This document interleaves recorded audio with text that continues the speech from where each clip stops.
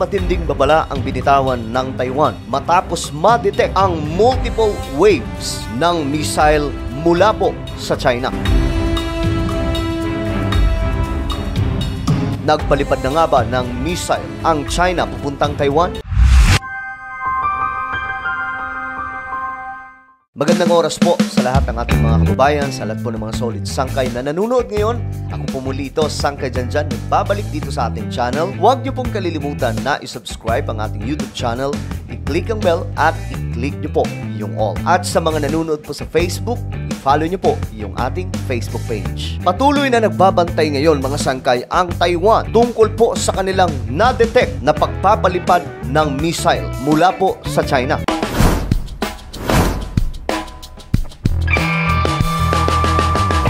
Patuloy na tumataas ngayon ang tensyon ng maraming mga bansa pagdating po sa mga sigalot ng kani-kanilang mga teritoryo.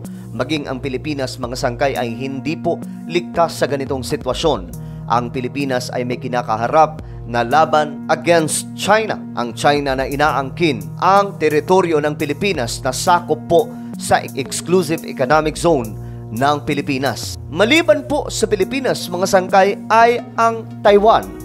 Ang Taiwan, mga sangkay, na matagal na pong pinag-iinitan ng China dahil nga po para sa kanila, ang Taiwan ay bahagi po ng China. Subalit para naman po sa mga Taiwanese, ang kanilang gobyerno ay naninindigan ngayon na hindi po sila sakop ng China at sila na po ay humihiwalay na. Mabigat itong banggaan ngayon ng Taiwan at China na posibleng magdulot ng isang malaking digmaang pandaigdigan dahil nga po ang kakampi ng Taiwan ay mga superpower na bansa rin sa panig naman po ng Amerika. At ang China naman, mga sangkay, alam po natin kung gaano kalakas ang bansang ito, hindi lamang po pagdating sa ekonomiya kundi pagdating po sa sandatahan ng kanilang bansa. Ang kanilang puwersang militar, mga sangkay, ay talagang masasabi natin na napakalakas. Kung kaya't gano'n na lamang po ang pagka-agresibo ng China na makuha ang kanilang gustuhin na isang teritoryo. Sabi pa nga po, mga sangkay, ng isang espiya ng China, isang agent na lumantad. Ang goal daw po ng China ay masakop po ang ilang mga bansa na kaya po nilang hawakan sa leeg ang gobyerno. Kagaya na lamang po ng Pilipinas at Taiwan na sinusubukan po ng China na mapasa kamay, mapasa kanilang kapangyarihan. Ang Taiwan, mga sangkay, ay nagpapala nito lamang matapos po ma-detect ang multiple waves ng missile mula po sa panig ng China. Nakaraan lamang, mga sangkay, ay naging matagumpay ang pagpapalipad ng China ng kanilang missile na ipinaalam pa nga po ito sa bansang Amerika na sila po ay magkakaroon ng test pagdating po sa kanilang weapon. Pinatunayan naman po ito ng Washington, ng Amerika, na totoo ang sinasabi ng China na sila daw po ay nag-abiso muna sa Amerika bago po ang pagpapalipad ng kanilang missile test. Ngunit, mga sangkay, sa pagkakataong ito, ang Taiwan ay nababahala sa ginagawa ng China dahil itong ginagawa daw po ng Chinese government ay pagpapakita lamang daw po ng kapangyarihan o lakas ng kanilang sandatahan na anumang oras ay pwede pong mangyari ang pananakop sa kanilang bansa. Ayon nga po sa mga lumalabas na report mula po sa mga malalalim na source, mag-uumpisa daw po anumang oras ang pananakop ng China. At ang ilan naman po ay nagsasabi na sa 2027 magkakaroon ng all-out invasion ang China laban po sa Taiwan. Ang Taiwan, mga sangkay, ay may bago lamang upong presidente. Siya po ay si President Lai na inaayawan nga po ng Beijing. Kamakailan lamang, mga sangkay, nagbitaw po ang presidente ng Taiwan ng mga mabibigat na salita laban po sa China.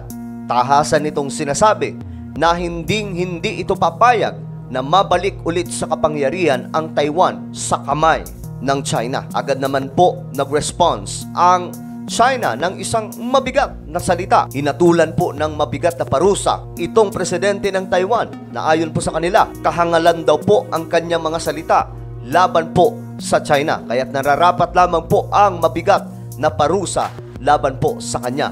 Ngunit, mga sangkay, ang tanong dito, paano paparusahan ang isang presidente ng Taiwan na hindi nga po nila mahawakan? Ang Taiwan, mga sangkay, ay nananatiling nakabantay ngayon sa anumang posibilidad na mangyayari sapagkat ang China ay patuloy na ginagawa ang kanilang military exercise sa paligid po ng Taiwan. Napapadalas po ito nangyayari mga sangkay na ang kanilang malakas na puwersa ay umaali-aligid sa Taiwan at nagkakaroon po ng mga pagsasanay. Ayon po sa report, ang mga pagsasanay na ito mga sangkay ay mismong magiging actual pagdating po sa invasion na gagawin mismo nitong China sa Taiwan. Nagbabala ang Taiwan matapos po madetect nila ang multiple waves ng missile firing sa inland China. Bigla pong pinabantay ang malakas nilang puwersa sa buong paligid ng Taiwan sa takot na baka ito na ang biglaang pag-atake na gagawin ng China. Ito po ay pagsabog ng missile sa malalim na bahagi ng inland China na ikinabahala po ng kanilang militar. Kung kaya't mga sangkay, biglaan pong pinaghanda ang lahat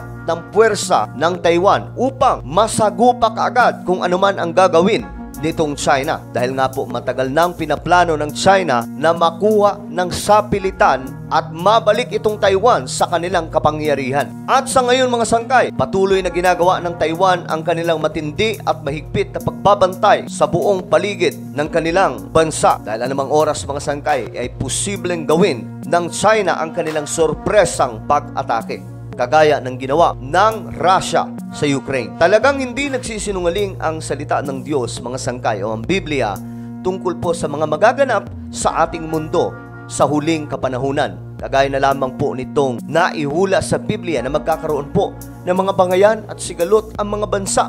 Klarong sinasabi ng Biblia na sa mga huling araw magkakaroon po ng mga awayan ang mga bansa na hahantong sa digmaan. At sa panahon natin ngayon mga sangkay, ito po ay klarong nakikita natin na gaganap po sa iba't ibang panig ng ating mundo. Kagaya po dyan sa Middle East na ngayon ay patuloy na tumataas ang tensyon at lumalala po ang digmaan. Doon naman po sa Europe ay may banta mga sangkay ng pag-atake mula po sa Russia. Nagaganap din po ngayon mga sangkay ang digmaan sa pagitan po ng Russia at Ukraine. So talagang tunay ang sinasabi ng Biblia at hindi po ito nagsisinungaling. Kung kaya tayo mga naglilingkod sa ating Panginoon, patuloy po tayong manampalataya at magtiwala sa ating Panginoon sapagkat kung ano po ang nakasulat sa salita ng Diyos, ito po ay totoo, selyado na at magaganap ang kailangang maganap na naaayon po sa propesiya na nakasulat sa salita ng Diyos. Ano po ang inyong komento sa atin na pag-usapan? Just comment down below. Huwag niyo pong kalimutan na isubscribe ang ating YouTube channel.